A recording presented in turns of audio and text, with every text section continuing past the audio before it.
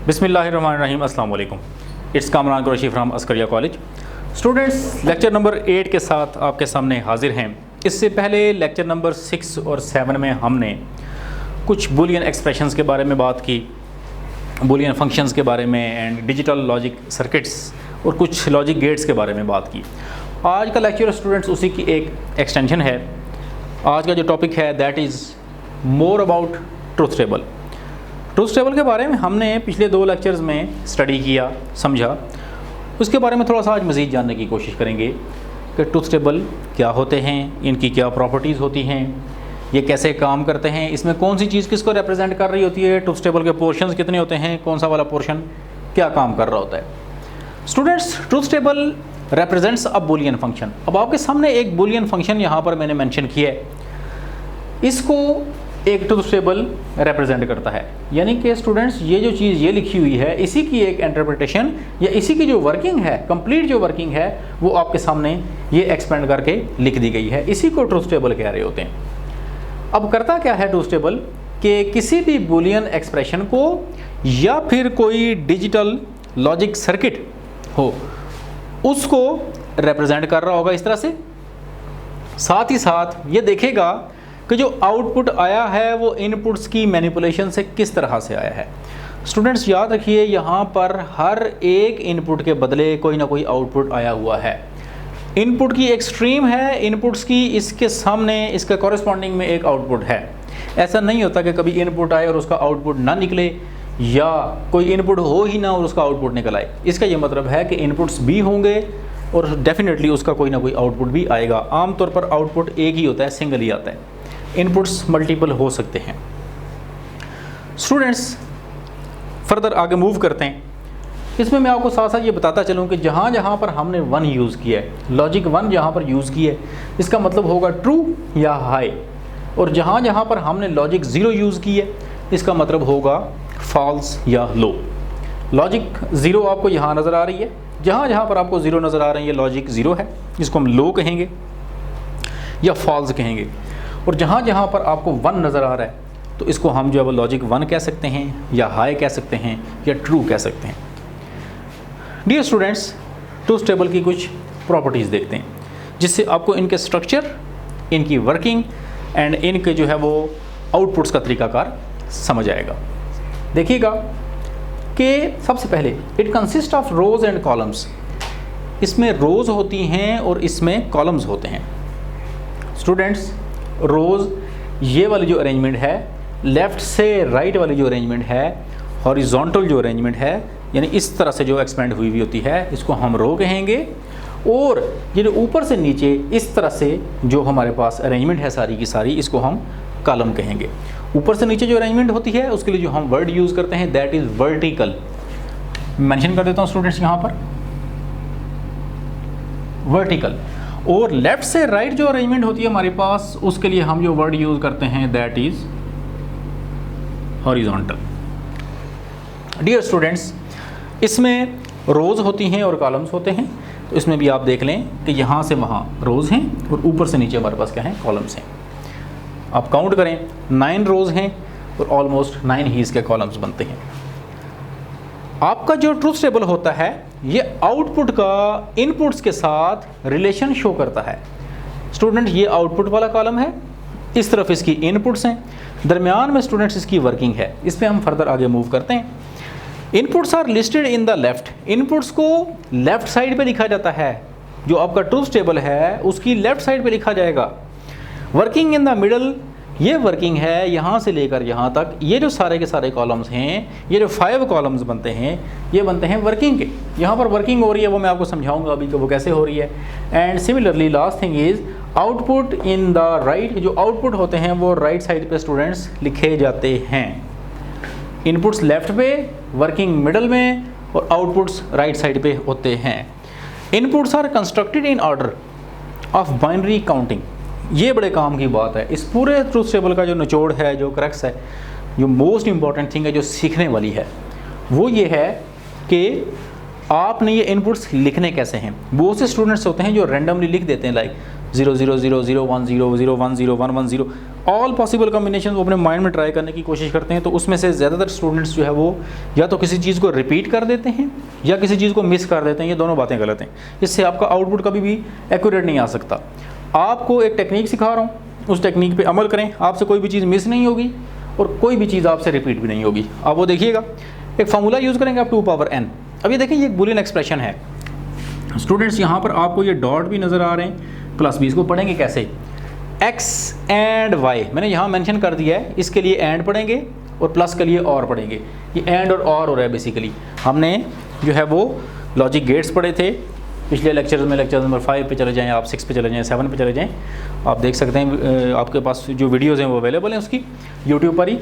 तो उसमें आप ये देख सकते हैं कि हमने एंड और नॉट लॉजिक गेट्स के बारे में काफ़ी डिटेल से पढ़ा हुआ है।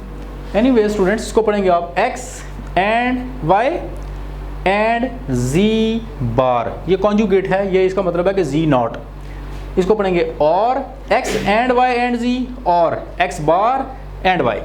पढ़ने का तरीका आना चाहिए आपको। Okay students, x y z कितनी इनपुट्स? 3। फार्मूला किधर है? ये है। अब इसमें देखिएगा 2 power n, n is for input. Input के लिए n है 2, यहाँ पर है n इनपुट्स मेरे पास कितनी थी? 3। कौन कौन सी? x y z, यहाँ पर मेंशन है x y z, 3 इनपुट्स हैं, मैंने यहाँ पर 3 लिखा। इसका आंसर आता है 8। अक्सर स्टूडेंट्स करते हैं गलती, वो 2 की पावर 3 को लिख देते हैं 2 × 3 = 6, जो कि बिल्कुल गलत बात है। 2 की पावर 3 का मतलब होगा स्टूडेंट्स 2 × 2 × 2, मतलब 2 जो है वो 3 बार मल्टीप्लाई होगा, तो आंसर आएगा 8। This one is right answer. 8 आया। अब आपने टेक्निक क्या लगानी है? 8 जब आंसर आ गया तो आपने इसका हाफ कर देना है। 8 का हाफ स्टूडेंट्स क्या होता है? 4। आपने 4 4 की ग्रुपिंग कर देनी है। कैसे कर देनी है? कि 4 ज़ीरोज़ एंड 4 ही वंस, 4 ज़ीरोज़ एंड 4 वंस का आपने ग्रुप बना लेना है। Okay, make group of 4 zeros and 4 ones. तो पहले वाले इनपुट के नीचे आप लिख दें 4 ज़ीरोज़ 4 1। इसी से अगले इनपुट को आप उससे भी हाफ कर दें। 4 का हाफ क्या होता है? 2। 2 zeros and 2 ones, 2 zeros and 2 ones, और उससे अगले वाले में उसका भी हाफ कर दें। 1 0 एक ही 1, फिर 1 0 एक ही 1, वो इस तरह से ही है। इसी टेक्निक को आपने यूज़ करना है, चाहे आपके पास 4 इनपुट वाला हो, 5 इनपुट वाला हो, 3 इनपुट वाला हो या 2 इनपुट वाला हो। आप इसी टेक्निक को यूज़ करेंगे, कोई भी कॉम्बिनेशन आपसे मिस नहीं होगा। 0 0 0 से लेके 1 1 1 तक कोई भी कॉम्बिनेशन रिपीट भी नहीं होगा। रिपीट भी नहीं करना, मिस भी नहीं करना। ओके स्टूडेंट्स, वर्किंग में आपको सिखा दूँ इसकी। यहाँ पर देखिएगा एक्स वाई जी इनपुट्स 3 यहाँ पर हमने मेंशन की लेफ्ट साइड पे। हमने जैसा कि पढ़ा था कि इनपुट्स को हम लेफ्ट साइड पे लिखते हैं। उसके बाद हमने यहाँ पर लिखा एक्स बार और जी बार। एक्स बार का ये मतलब है एक्स की हर वैल्यू को इन्वर्ट कर दें। 0 है तो क्या कर दें? 1 कर दें। 1 होता तो 0 कर देते। जैसा कि यहाँ पर 4 ज़ीरोज़ थे, मैंने चारों को 1 कर दिया। अब चारों 1 है यहाँ पर, तो मैंने चारों को क्या कर दिया? यहाँ पर 0 कर दिया। सिमिलरली यहाँ पर z की वैल्यू को इन्वर्ट करना है। 0 को 1, 1 को 0, 0 को 1, 1 को 0। बार जहाँ जहाँ होगा वहाँ पर वो वैल्यू इन्वर्ट कर देगा। ये इन्वर्टर होता है। 0 को 1, 1 को 0 करता है। नॉट गेट का काम हो रहा है यहाँ पर, नॉट लॉजिक का काम हो रहा है यहाँ पर। एनीवे स्टूडेंट्स, सबसे पहले आपके एक्सप्रेशन का पहला हिस्सा x and y and z बार, इसका मतलब है x, y और z बार को हमने मल्टीप्लाई करना है, यानी एंड करना है। एंड करते हुए हमारे पास लॉजिक ये थी स्टूडेंट्स कि एक भी 0 नज़र आ गया तो आउटपुट में 0 आएगा। तो यहाँ पर 0 है मेरे पास, इसलिए यहाँ पर 0 आ गया। यहाँ पर 0 है, यहाँ पर 0 आ गया। यहाँ पर 0 है, 0 आ गया। 0 है, 0 आ गया। सिमिलरली इसमें इधर 0 है, डेफिनेटली इधर भी 0 है, तो इधर 0 आ गया। यहाँ पर 0 है और हमारे पास जो है वो z बार के साथ भी 0 है, तो यहाँ पर 0 आ गया।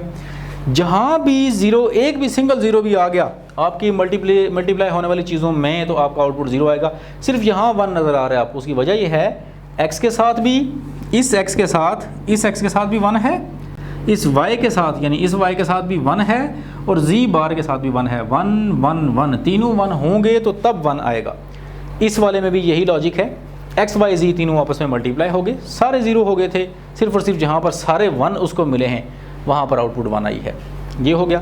अब स्टूडेंट्स x बार y को भी मल्टीप्लाई कर दें, यानी कि x बार को y के साथ। तो सेम लॉजिक के जहाँ पर भी अगर आपको कोई भी 0 नज़र आया तो आपने 0 लिख देना है।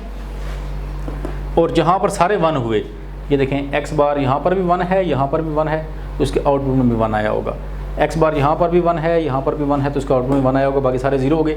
अब क्या करना है, अब इन तीनों को ऐड कर देना है। ऐड करते हुए लॉजिक ये याद रखनी है कि एक भी 1 नज़र आ गया तो आपने आउटपुट में 1 लिख देना है। सारे 0 थे, 0 लिख दिया, सारे 0 थे, 0 लिख दिया, एक भी 1 नज़र आया 1 कर दिया, क्योंकि और हो रहा है, और ऐड करता है चीज़ों को।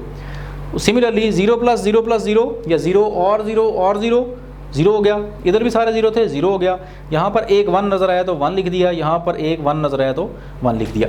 याद रखेंगे एंड में एक भी 0 नज़र आया तो 0 लिखना है, और में एक भी 1 नज़र आ गया तो आपने 1 लिख देना है। ये था हमारे पास ट्रूथ टेबल की वर्किंग का तरीकाकार। लेफ्ट साइड पे इनपुट्स हैं, दरमियान में इसकी वर्किंग है, राइट साइड पे इसकी आउटपुट्स हैं। ये था स्टूडेंट्स, इसको मैं ओवरऑल जो है वो आपके सामने 2 लाइंस में समाप्त कर देता हूँ कि ट्रूथ टेबल एक ऐसा टेबल होता है जो आपके किसी भी बुलियन फंक्शन को या डिजिटल लॉजिक सर्किट को टेबल की फॉर्म में रिप्रेजेंट कर देता है।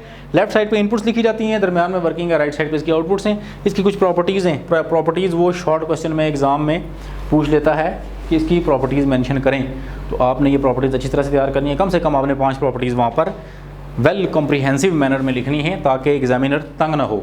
मेन टेक्निक जो है वो पेपर सॉल्व करने की यही होती है। आपने क्वेश्चन ऐसे अटैम्प्ट करना है कि आप एग्जामिनर को फैसिलिटेट करें, उसको आपका पेपर चेक करते हुए आसानी हो, उसको आपका पेपर चेक करते हुए मज़ा आए, वो आपके पेपर से तंग ना हो। और आपने पेपर में इंफॉर्मेशन भी बिल्कुल एक्यूरेट डालनी है और उसकी प्रेजेंटेशन भी अच्छी रखनी है। इंशाल्लाह नेक्स्ट वीडियो में मिलेंगे। थैंक यू, अल्लाह हाफिज़।